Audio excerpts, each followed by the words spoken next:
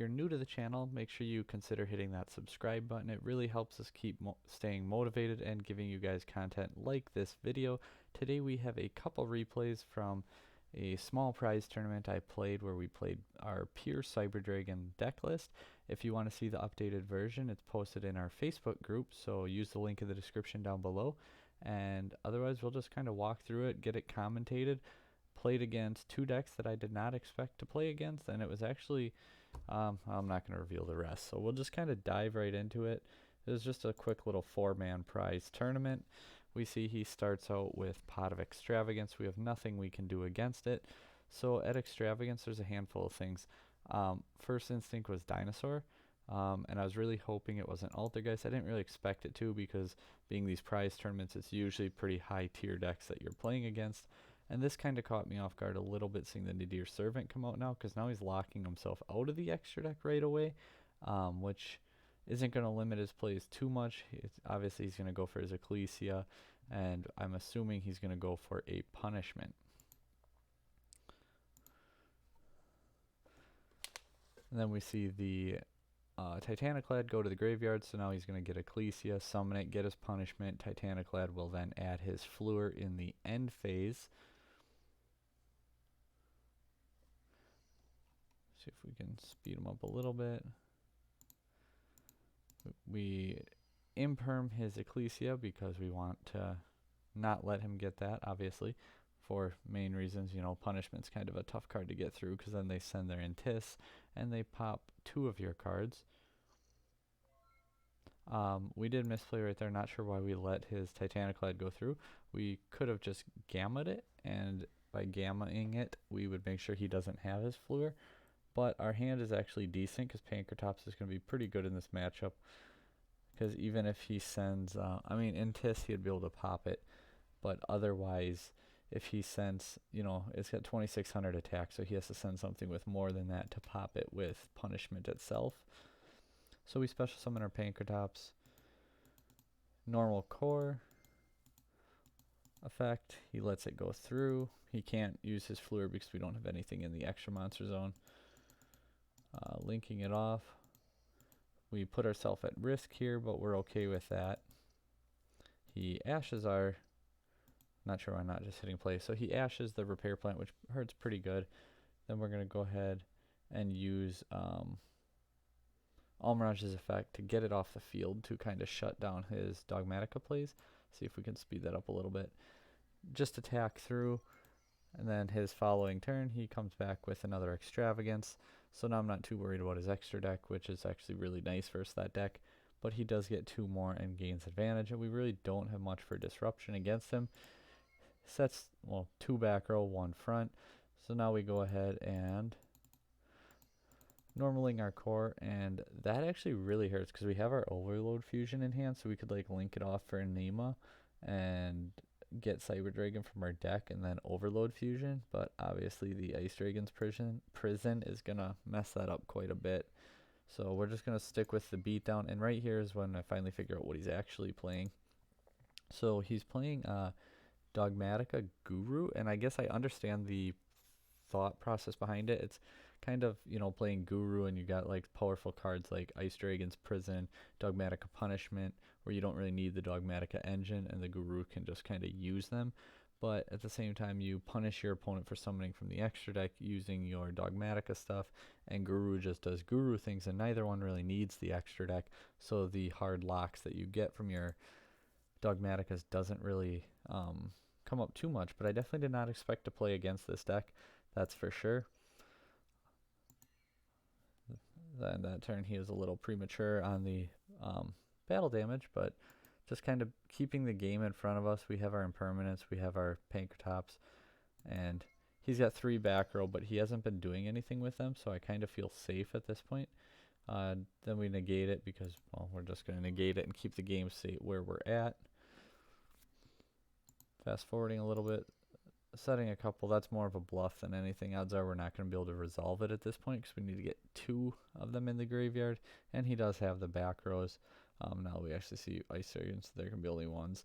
So Guru, that's not too surprising. This card is just really crazy. But we set 1 and we have our Pankratops, so now we're going to go ahead, and he drew bad, so he gave up. We were going to go for like a Verde play for Dragoon for game, or we'd just stick with our Pankratops beatdown because he already went through 2 of his Ecclesias even. So by just not putting an extra deck monster on board, we were really cutting off his engine at the head. Then this game he makes us go first. So we see with this opening hand, emergency would be core basically. So core, 2 lights, and impermanence with a discard.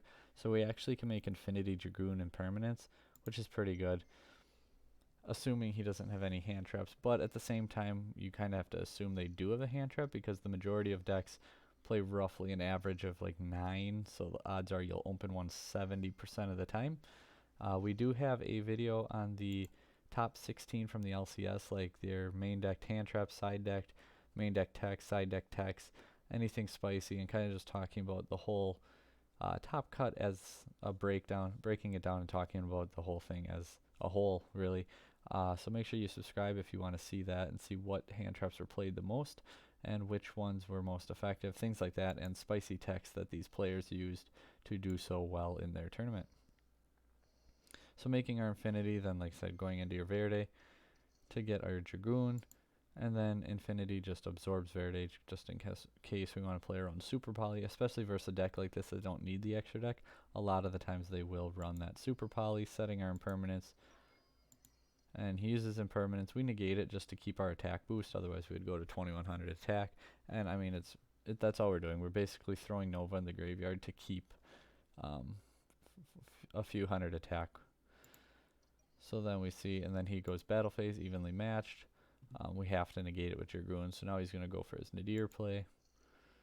Sends in Tis, so kind of at his mercy here. He opened pretty good. We impermanence his, or never mind, sorry, his Intis popped our impermanence, so his Ecclesia gets to go through at that point. Bright side being, as soon as we start our turn though, because he can't really do a whole lot, he sets 1/2 back row, which end up being Prison and Punishment. We actually have our discard for Dragoon and our Infinity, so we have 2 negates, and we're going to go ahead and pop 2 with our Dragoon, and I ended up negating this. Didn't necessarily need to. We could just negate the, like when he summons, or Guru don't have an on summon, it's only a flip effect, so just trying to keep Guru off the field really was the idea there, especially because now we got the OTK, but we expect more. So punishment, we go ahead and negate it, and then Ice Dragon's Prison. But he's going to get rid of our Dark Dragoon, but we're going to get hers to get our core back. And we actually did not normal summon this turn, so we get our, we're going to get our Overflow, and then he got super salty in the comment thing, and was not very happy and started yelling at me that I was slow playing and I'm this, and it was kind of funny because the whole match took like 16 minutes and he said I was slow playing as he plays Guru, so that was kind of funny. But yeah, that was a quick 2-0 for the one, and let's go ahead and get on into the next one. So this one you are going to notice at one point, at the beginning of game 2, he actually lost connection, so when you see a few things kind of shuffle around or whatever, or the hands just magically be there, it's because I kind of cut that part of the video out because guys don't need to see us draw a hand, banish it, re-add, like just to reset our game state basically is you banish everything face down and add back the hand you had, set up the field the way it were, but we do have a slight misplay on that, which we'll get to. But it's all good because we happen to just play another Guru deck, because why wouldn't pure Cyber Dragons have to go against 2 Gurus in your, you know, tournament, because that's just how that goes, I guess. But here, so he still got 4, and we kind of just assume he has the Fiendus in hand. So we're going to go ahead and Infinite Impermanence on his Guru, and then we're going to Gamma. I guess we could have did it the other way around. Or, no, we wouldn't, right? No? Yeah, no. Well, I guess we'd still negate it, but we wouldn't be able to destroy it. So this way works. I was just trying to think if we Gamma it, because Gamma stays in your hand, he Fienduses, and then we Imperm. It'd still just Imperm the Guru, but he did actually have the Fiendus too, so it's good that we use the Impermanence. I guess like I just said, it actually didn't matter. But then we used the Gamma, and not sure exactly what he was doing. But so Impermanence negates the Guru, and we get our Gamma to negate the Fiendus. Now he's got 3 cards left in hand, and we kind of expect him to set a few and pass turn. So infinite impermanence. We go for our, since we drew Emergency, we're gonna save our core for last, and we're gonna go for Infinity to protect the combo to begin with. But Droll and Lockbird hurt really bad right there. So we go for Talents to try and take his Guru instead. Obviously we can't draw because Droll. So, but he has the Judgment to negate it. Normaling our hers, and then we go into Anima because he summoned into one of the zones 2 or 4, but he goes ahead and uses his punishment just to pop it. So at this point it's kind of a simplified game state that I'm not too worried about. He's got 1 set, but we're pretty good in where we're at here. So now we can go ahead and normal core, going for Overflow because I just want to blow up his field. Pitch that for Galaxy Soldier because why not? Go for Verde. And actually, if we would have went for Overload Fusion here, one of the reasons I'm actually considering keeping it, I mean, we look and see Final Battle, but if we went Verde and milled like a Naxter and hers, or we already used her. No, we didn't use hers this turn. If we milled like hers and Naxter, or I guess hers and anything really, and then Galaxy Soldier could pitch it, or no, we can't because we can't special summon because the Verde. So ignore what we're going to say there. Good thing we go for Dragoon. But we have our negate with our Galaxy Soldier. Well, discard for Galaxy Soldier.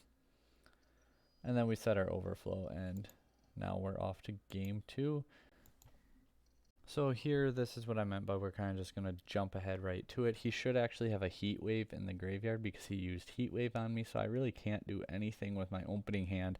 Not that this is an ideal hand, period. I mean, double Talents, Driver, and Gamma, Galaxy Soldier. And because he Heat Waved when he set Guru and flipped it with Hidden City, I couldn't even Gamma it because I can't special summon. So that definitely hurt a lot.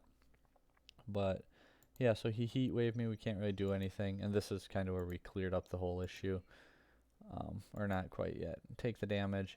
I thought he was just correcting it since it should be in the graveyard at that point. And right here is when he apparently he opened 2 Heat Waves, so we kind of go back a turn here now. And then we just go ahead and set, which probably wasn't even necessarily the best option because then it turned Gamma off. But at the same time, I just wanted to prevent the damage from kind of going through too much. Goes for Cave Clash. I personally don't prefer that card at all when I did play Guru. Not a fan. But then we go ahead. Shuffling it to the deck actually hurts because then we don't get our Cyber Dragon to be able to discard with our Galaxy Soldier. He boosts to go ahead and attack for a lot more damage. Triple Tactics Talent is going to come in huge here. So we special summon our Pankratops, pitch Driver for our Galaxy Soldier to summon it, since Gamma is dead in our hand anyway. But there can be only one comes out, so that kind of hurts. Luckily we have Pankratops, and we're going to go ahead and pitch Pankratops, but he uses his Fiendus, and normaled our Droll at that point. Slight misplay here. We could have actually used Talents already, but we didn't. We normal our Droll because we're going to go for Verde at this point, and then Verde could actually go for either Overload Fusion and pop off his back row stuff and then attack, or we could go for Dragoon. I'd probably go for Overload at that point in time, but he books them both, and now we use Talents to get his Guru, and then we go ahead and flip it. So here was one of our discussions if it was a legal play or not. Since Guru was not summoned this turn and its battle position had not been manually changed yet this turn, I am allowed to flip it. So that's, I guess, how that comes out, because it was booked via effect. Like if it was set this turn and flipped and faced, or like normal summoned, and he booked it with an effect and I took it, I can't flip it since it was already changed this turn, or like it was summoned that turn. So the turn it's summoned, or the turn its battle position is already changed, you cannot change it again. So then we try and flip it again. He does the same thing. change. We forgot all about our Cave Clash. He actually did too, but we were honest about it because then he has 2100 attack, and we play the way we're supposed to. So now we go ahead and get our Galaxy Soldier on board. Using its effect, he Ash Blossoms, so now we go ahead and take his Archer, and he books it. So we normal our Droll. Go 2 for Verde. And now we're going to go ahead and swing for a whole bunch. And we still have our negate with our Dragoon. And we knew what Final Battle was, but wasn't too worried about his other one because he wasn't doing anything with it. But then, obviously the punishment, we didn't know at the time comes out. But we go ahead and he tries punishment, but we're just going to negate it. He activated Final Battle, and I assumed he was just booking me, but he was using the 4th one where activated effects of sub-tier cards can't be negated, because he was going to try to negate the Archer and gain the effect when he pops it with his punishment. But we weren't worried about anything else he had, so we went ahead and negated it with Dragoon, and that's how we ended up winning that game. So first time actually watching the replays in these games were like 3 days ago, so that's why I wasn't quite 100% sure exactly how they unfolded as if I would have done it right away. But hopefully you guys understood where I was going and coming from with these decisions. At one point, I don't know if it really showed it, but we crashed Dragoon, or we crashed Dragoon. We crashed our Verte into an Ecclesia and took 1100 damage because he had one set. I didn't know if it was a potential super poly just because the deck, I believe it was the first match, and that's why we crashed the Verde, was to play around super poly, which I felt like was a smart decision because with him top decking and me having Dragoon with negates, I was not worried about anything he could possibly do to me other than a potential super poly, which I knew he had the targets, which means he has the card. So I wanted to just get around that if possible, and the best way to do that is not leave 2 darks on the field. Hopefully you guys enjoyed. Take care and have a good one.